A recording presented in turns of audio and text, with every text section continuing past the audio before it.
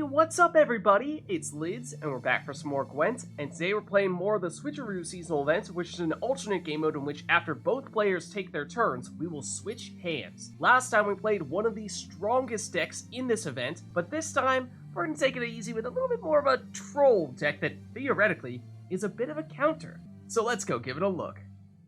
So today we'll be playing a Monsters Carapace deck, built around the newest Monsters Legendary card, Yaga. What Yaga does is every other turn, we will be able to consume a unit that can be either one of our own units, or one of our opponent's units. And consuming one of our opponent's units is amazing because that means we're reducing points on our opponent's side and gaining those points on our side.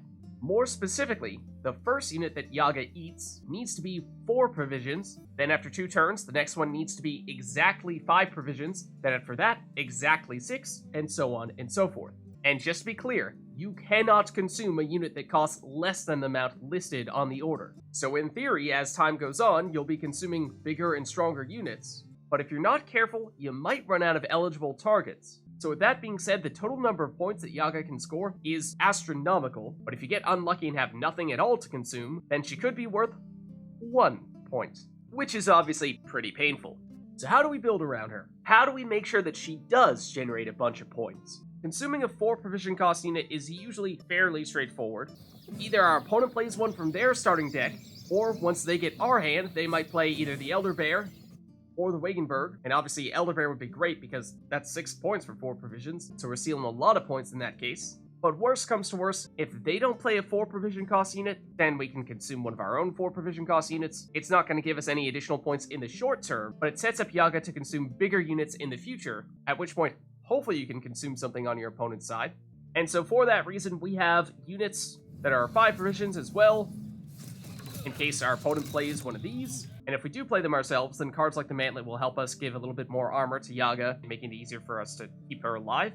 Then once we get up to 6 provisions, it gets really interesting, because we have the Wererat, which is our big trap card that we want our opponent to play. Because if we play Yaga early, and have reasonable success finding a 4 and 5 provision cost unit to eat, it should be doable to get Yaga's order up high enough to consume a 6 provision cost unit. So if our opponent plays the Wererat, that means we can consume it, which is particularly good, because the Wererat will consume units to the right of it, which has the potential to turn it into a very big 6 provision cost unit, which means with Yaga, we can steal a whole bunch of points from our opponent.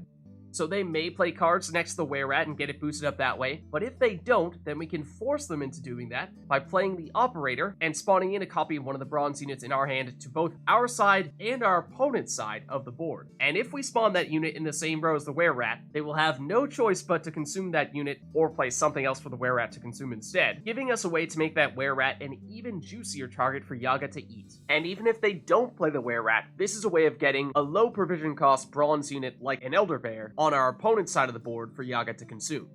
Then if we play Yaga in round 1, we can use Witch's Sabbath to bring Yaga back in round 2 or round 3. It will only summon the 3 strongest monsters units from our graveyard, but don't worry, we only have 3 monsters units in our starting deck, so that means that Witch's Sabbath is guaranteed to bring back Yaga even if she only has 1 power, unless you happen to be going against monsters and you play a monsters unit from their deck.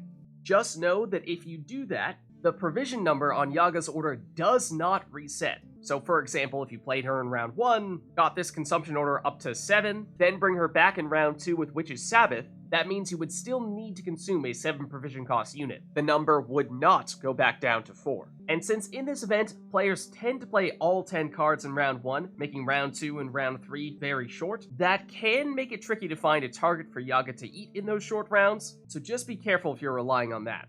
So that's the general idea of the deck, but now I'll flip through to show you what else we have, and for the most part, we're just going to see other tutors to help get Yaga, like Quacks.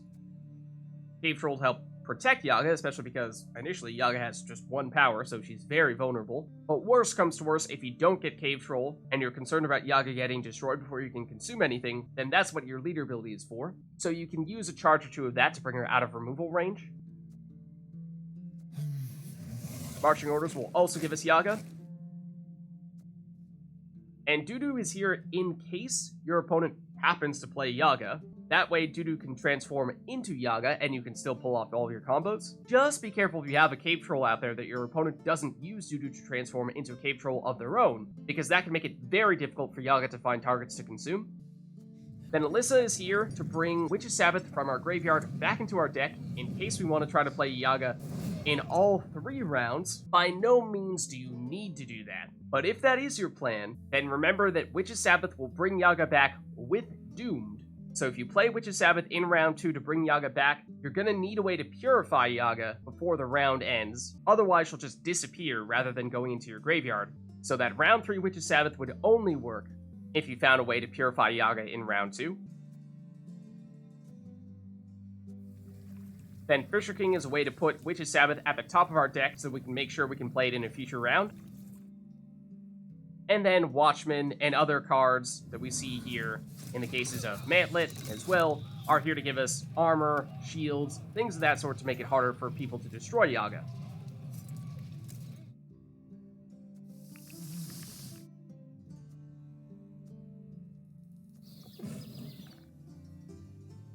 So there's a look at the deck, and like I said, it is all about building around Yaga, the new Monsters Legendary card. And it's a very silly deck that will either do amazingly well if you have targets for Yaga to consume, or not so well if you don't. But consider this, those big sea jackals we were boosting up with our previous deck that was one of the best ones in this event are easy targets for Yaga to consume. So without further ado, let's go see the deck in action. Alright, so going up against Nilfgaard here, and they'll go first. Alright, so we have a Cave Troll, protect Yaga, then we can either get Yaga using Quacks or Marching Orders. We probably don't want Witch's Sabbath in the same round that we play Yaga unless it gets destroyed. So let's get rid of that. And let's get rid of Knickers, because of course we want to keep that in our deck as well. And naturally we get Roach, the other card we don't want to have in our hand. Alright, they start with Siri Nova. And I know it may look tempting to use Dudu on her, transform into a second Siri Nova. We do not get the deployability. Also, we have cards that cost more than 10 provisions in our deck, so there's no way we'd get those statuses, even if we did get the deployability. Instead, let's start with the Cave Troll. Now, this is a little bit dangerous when we have Dudu in our hand, because it means that they can, of course, use Dudu to create a Cave Troll of their own. We'll see if they go that route, though. That was going to be the next thing I was going to fix with our hand, but then we had Knickers and Roach, and, well, there it is, as expected. So that's a problem, because that makes it much harder for us to consume anything with Yaga, because they can just hide their weakest units behind that Cave Troll. That is, unless we say lock it with the Alba Armored Cavalry, and then next time we get this hand, use Vanamar to destroy it. So I think we go that route. Chances are, after having seen this, they will use Vanamar on their next turn, but we'll see. Or they'll use their stratagem to get rid of Vanamar. That could be another creative solution. They'll go Bribery. It could get Yaga. No, they go... No! Another Dudu. I mean, you probably should have put that second Cave Troll in your range row. That way you could have locked down both rows, but maybe you didn't get rid of Vanamar, so maybe you are expecting for us to destroy that first Cave Troll. Either way, we can guarantee that there's at least one unit that we can consume with Yaga if we go Operator, and I think we're going to want to consume an Elder Bear just because it's worth the most points. So we put one of those on their side of the board. Not in the same row as a Cave Troll, so that will be the unit that we consume with Yaga. And let's see, did they get rid of Vanamar? They did. They did, understandably. Alright, they'll go with another Elder Bear.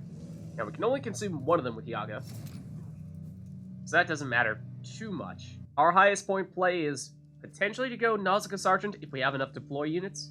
Otherwise, it'd be Van Morlehem Hunter in the melee row, or potentially Imperial Diplomacy, but we obviously have no idea what that's going to give us. So I say let's go with the Nausicaa Sergeant.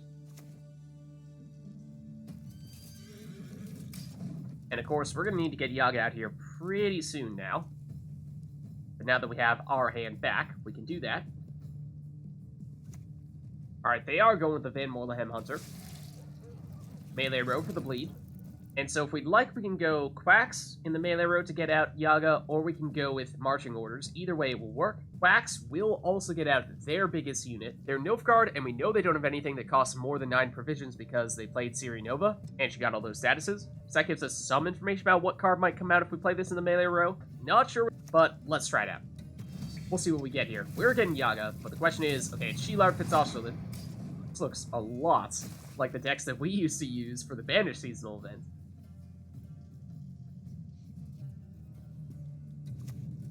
Alright, they're going Watchman. And that was a 5 provision unit, and that is important because on this turn we can consume one of those Elder Bears. That'll be the 4 provision unit. That means once this is off cooldown, we'll be looking for a 5 provision unit, and right now this is the only one that our opponent has, and it's hiding behind 2 Cave Trolls. Now let's try Imperial Diplomacy and just see what we get. We'd love something that has a deploy ability. This is 5 points or more if we have soldiers, but I don't think we do. This is 6 points, so let's go for this. And, well, it shouldn't really matter who we're hitting here.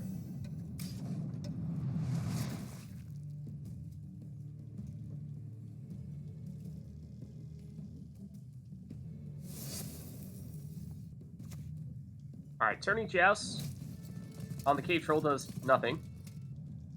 And they go with their leader ability here. We don't exactly have good cards in our hand, and they knew that, so that's a little surprising. Obviously, it's close. So maybe they thought that would be the difference between them being able to win round 1 and not being able to win round 1. Marching Orders was here specifically to get Yaga out. Obviously, we already have Yaga out. So it looks like in this case, it would either give us Knickers, which obviously we wouldn't want, or potentially Wagenburg. So let's not play this. In which case, I suppose we're playing Mantlet, and this is the last 5 provision unit in our hand. So that means that given how the only 5 provision unit on their side is hiding behind a defender, probably not going to be able to do any more Yaga consumption until potentially round 2, if we can bring Yaga back, which is Sabbath, and there's Knickers. That is, unless they play King Cobra in the range row, which I doubt they'll do, but this is 5 provision, so that could be what we're looking for. Mill? Excuse me? Extremely rude. Also, it didn't exactly look like you were playing a mill deck. Not Witch of Sabbath. Okay. We'll live with that. Alright, so now Mage Assassin is worth the most. Let's play this. And we could deliberately consume one of our own units. Namely, the Mantlet has 5 provisions, so we could do that. Obviously, on net, it doesn't give us any additional points, but it does get Yaga's ability up to 6 provisions, making it a little bit stronger long term. So I think we still go for it. Obviously, there was a little bit of value to having the Mantlet down there to give us some additional armor, but don't think that was really going to be a big factor. Alright, now they are going King Cobra, but unfortunately they did hide it behind their Cave Trolls, and also at this point, we would need to be a 6 provision unit, and Yaga's on cooldown, so it doesn't matter at all. In which case, let's just purify our Elder Bear, I suppose. Not that it's going to get poisoned anymore from Roach.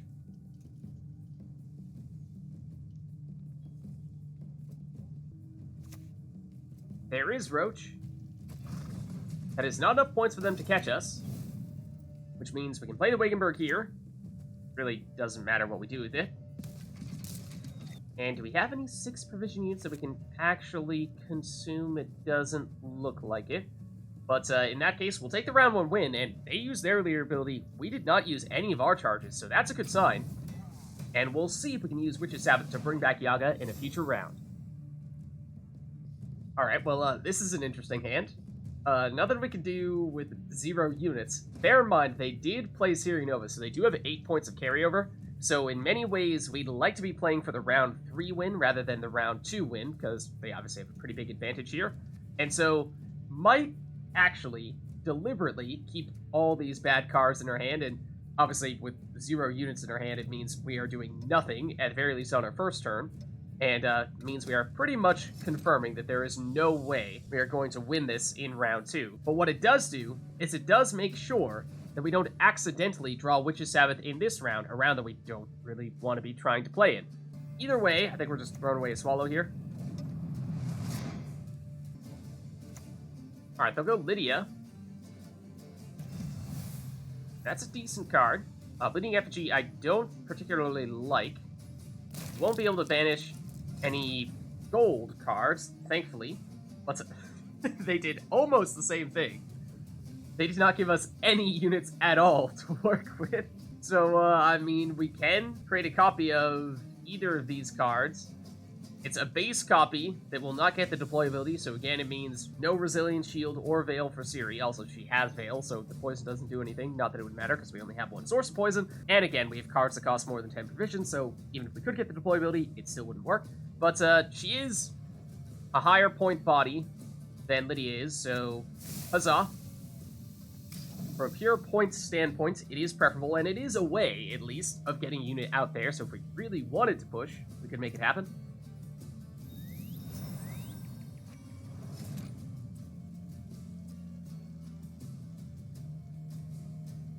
But as I was saying, the plan was, and remains, we're deliberately just trying not to play any of our important cards here in round 2, and saving up the big stuff for round 3.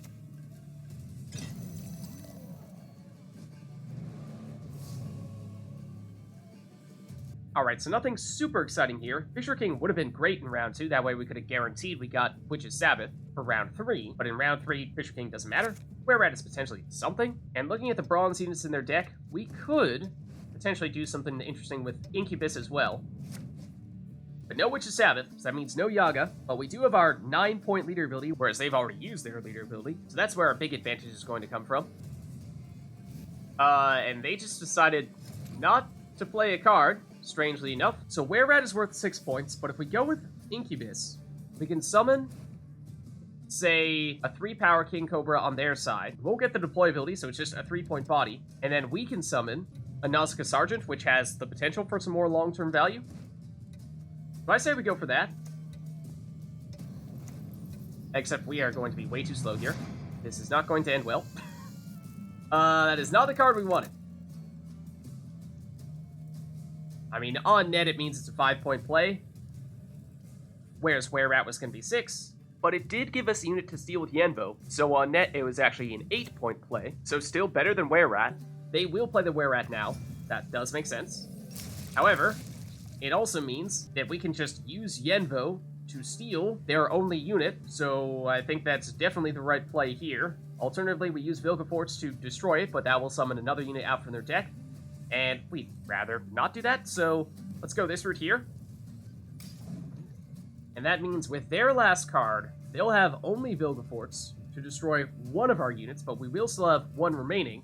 And then that one that is remaining, we can boost up with Crow's Eye and with our leader ability, and that should be more than enough, and they'll get another one out from our deck here. It will be another Wererat? What? How'd that happen? Oh, right, Yenbo put it at the top of our deck. Anyways, we'll take the win. Alright, so going up against Syndicate here. And they'll go first. Okay, so we have Yaga. We have the Cave Troll. So those are the 2 cards we really want to play. But that means if we play one of them on our first turn, our opponent will be able to play the other before we get this hand back. Let's deliberately get rid of Yaga and use Marching Orders to get her instead. And then let's also get rid of Dudu, because otherwise they're going to be able to create a Cave Troll with Dudu, and we're not going to be able to consume any cards we want to consume. It does mean we'll keep Roach in our hand, but that's a sacrifice we'll just have to be willing to make. Alright, they'll start with Shoop Stay Off. Not really what I was expecting. I was expecting a whole bunch of profits, all leading up to that Sea Shackle at the end of the round. No, it's a Resilient Shoop instead. And unfortunately, Resilient Shoop has 0 provision costs, so that means there's no way for us to consume them with Yaga. The order starts at 4, not 0. But anyways, let's go with Cave Troll here.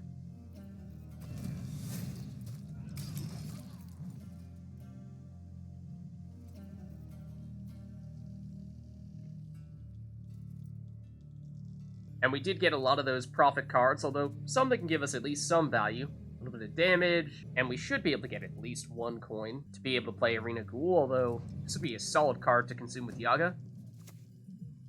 We'll go Wererat. That's a bit of a trap. What? That's not where to play it. You're gonna eat your own Shoop.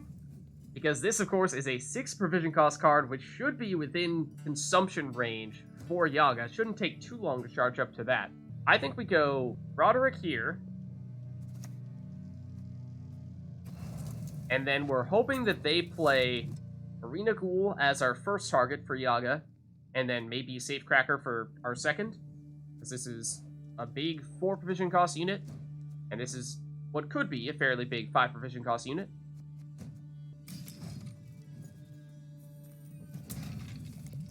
We'll get Knickers out as well.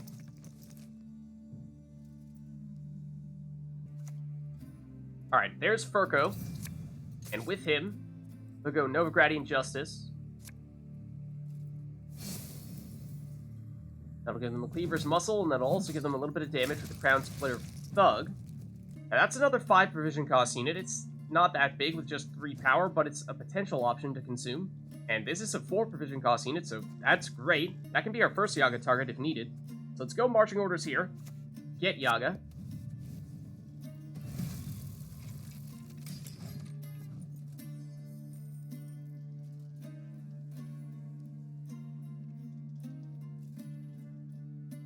And there are 2 things we can do with Yaga. Either we can wait to use this order until they try to play their leader ability and consume their big Siege Jackal, or we can start consuming immediately, build up this order, consuming, say, the Cleaver's Muscle, Crown Splitter Thug, or whatever other 5 provision cost unit they might play, and eventually build up to the Wererat, because once we can consume a 6 provision unit, this is going to be huge.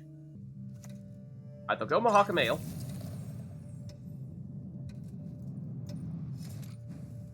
And so now we need to ask ourselves, especially since we do have enough coins, have this Arena Ghoul survive, do we play it ourselves, or do we deliberately try to bait them into playing it and then consume it with Yaga? No, I think we probably do play it. And then we'll consume the Cleaver's Muscle instead. That way we can get Yaga going as soon as possible.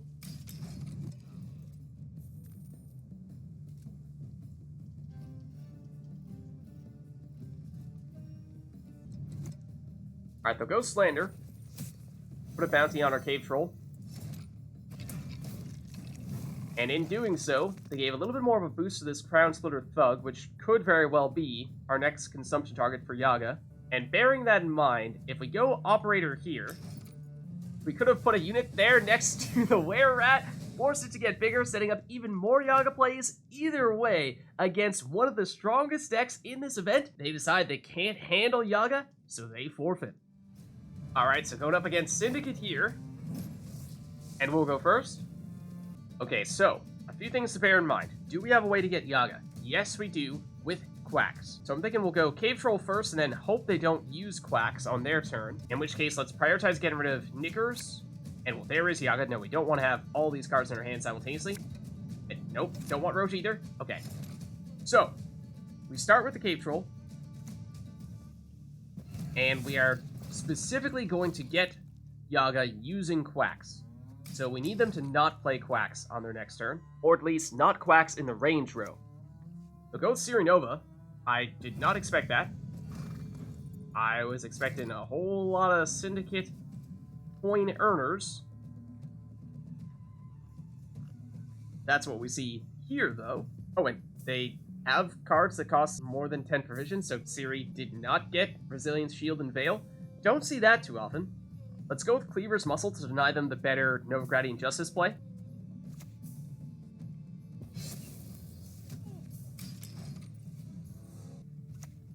And it's Wererat. That's great. That's fine. As long as it wasn't Quacks, we were going to be good.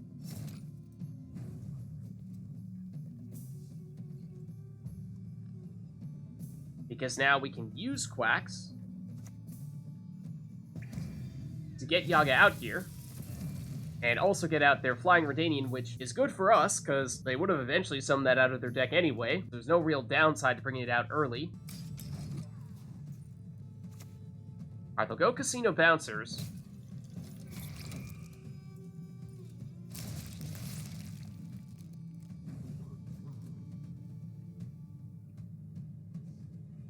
And here's the tricky thing. They'll accumulate a bunch of coins, and they'll use those coins to get a highly boosted Sea Jackal. We could, if we're patient, deliberately wait for them to do that, and then consume that Sea Jackal with Yaga, and steal all of those points. That'd be amazing, but if we are going to do that, that means we have to not consume anything else. when we could instead start consuming Cleaver's Muscle, then Bouncers, and then eventually big, juicy Wererat. So I think let's go with the Sewer Raiders here just to deny them that play, and because it is actually a card that does provide some value for us. Get Knickers out as well. Alright, they'll go Operator. And that gives us a Mantlet. And it also gives us another potential card for us to consume, not on this turn, because it's 5 provisions. We need to get a 4 provision cost card, which again means that at the moment, our own Cleaver's Muscle is the only option. And I think we may need to do that, in which case, let's consume. Then we can use Incubus to bring one of those Casino Bouncers back, and bring back a Cleaver's Muscle for us. And then that Wererat is going to consume this Casino Bouncers unless they do something else. Put a card in between this. This Wererat is going to get huge. And it's 6 provisions, so in a few turns, we will actually be able to consume that. That'll be humongous for us. Alright, it's Eavesdrop. So they'll start to accumulate a lot of those coins. They didn't do it right off the bat, but it means that at least eventually they'll be able to get a pretty huge Sea Jackal out here. And now, none of these cards really benefit us directly. They're all either profit cards or tutors for cards we don't have in our deck. We could play the Confession Extractor and plan on using a little bit of bounty in future rounds and at least get some value out of what would otherwise be useless cards then. Or we could play Eavesdrop to deliberately get rid of one of their cards and put another one from our deck in this hand. Let's go that route. And let's get rid of, say, you.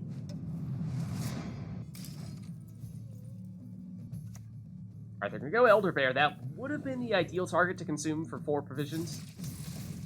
Because that is a 6 power, 4 provision cost card.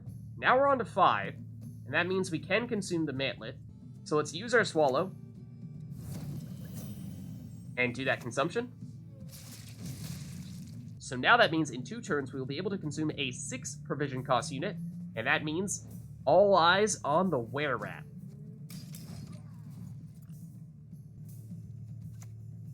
Alright, it's Watchman. And I mean, they can try to give that Wererat a shield. It's not going to matter. It's going to keep on getting bigger. So these 2 cards don't do anything for us, in which case, why don't we go with that Confession Extractor? Like we were saying, theoretically, there's at least a small chance we'll get a tiny bit of value out of it in the future.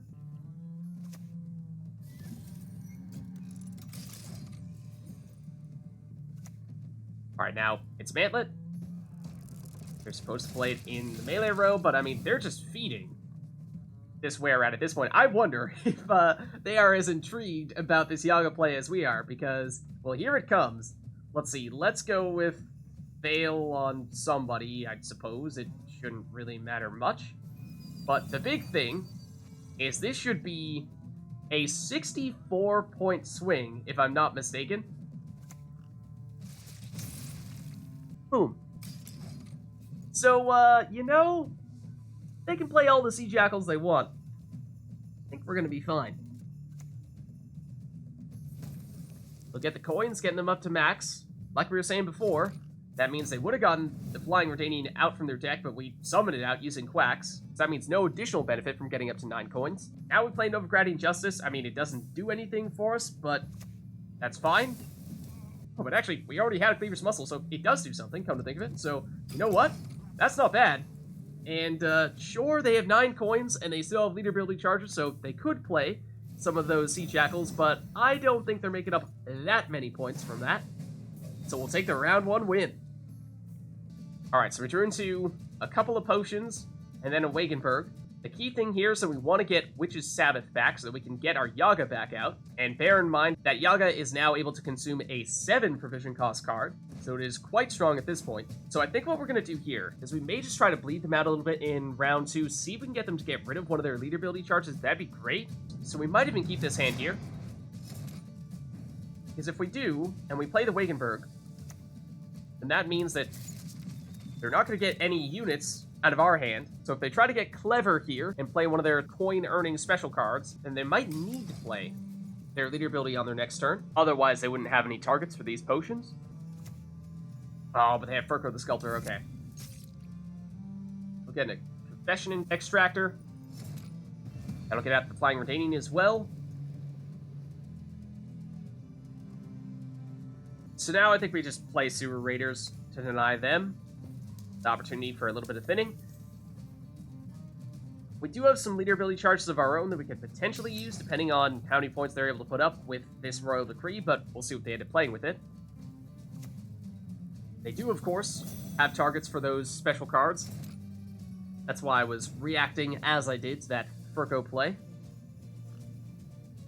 So if we go Mahakam Ale, I mean, also I suppose we should have put the Sewer Raiders next to Wagenburg, but it's not going to matter. The thing is, at this point they can play any unit worth at least 2 points with Royal Decree, and that'll be sufficient for them to win round 2. So we're probably not going to bleed anything big out of them, although I mean, I suppose we could get rid of Furco, which is something. And Royal Decree is decent as well, so we got rid of some of their decent cards in that case. Key question here is, what do they play with Royal Decree? Because we'd love if they, for some reason, played something big. But no, it's just a Cleaver's Muscle. So they'll take the round 2 win in that case. Alright, and this is the card we were waiting for. Witch's Sabbath, that means we can get Yaga back. Marching Orders would have been another way to get Yaga. We don't need that. And then assuming we play Witch's Sabbath on our first turn, if we give them Dudu, that means they can use him to transform into a Cave Troll. We don't want that to happen. So let's get rid of him. Alright, they'll go Fiztech Trafficker. No one to poison, so it's just a 3-point body. And of course, we wanted to try to bleed out one of their leader ability charges in round 2, but we weren't successful in doing that. But anyways, let's go Witch's Sabbath here.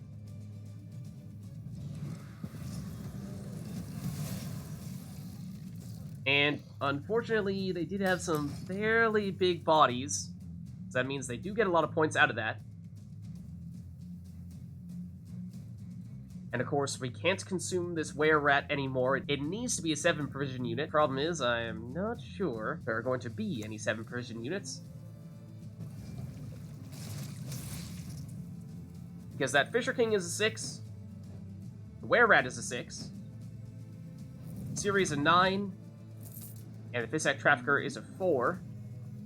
On our side, we have a 9 and a 5. Not that we really want to destroy one of our own units. And of course, these cards here, not the most helpful. Destroying one of our units to get 6 coins, not something we are terribly keen on doing. And then in this case, placing the bounty means we get at least 1 damage, so that is something. Because remember, that's why we made a point of playing the Confession Extractor previously.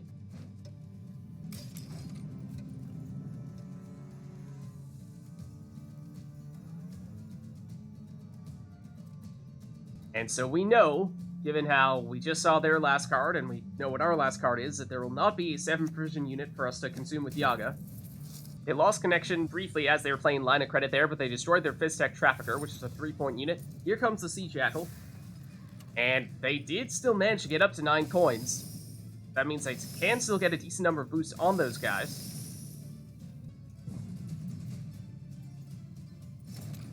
And as I was saying, as much as we would love to consume one of them, they cost 4 provisions, and Yaga's consume order needs to be exactly a 7 provision unit. We aren't allowed to do anything less than that, although, excuse me?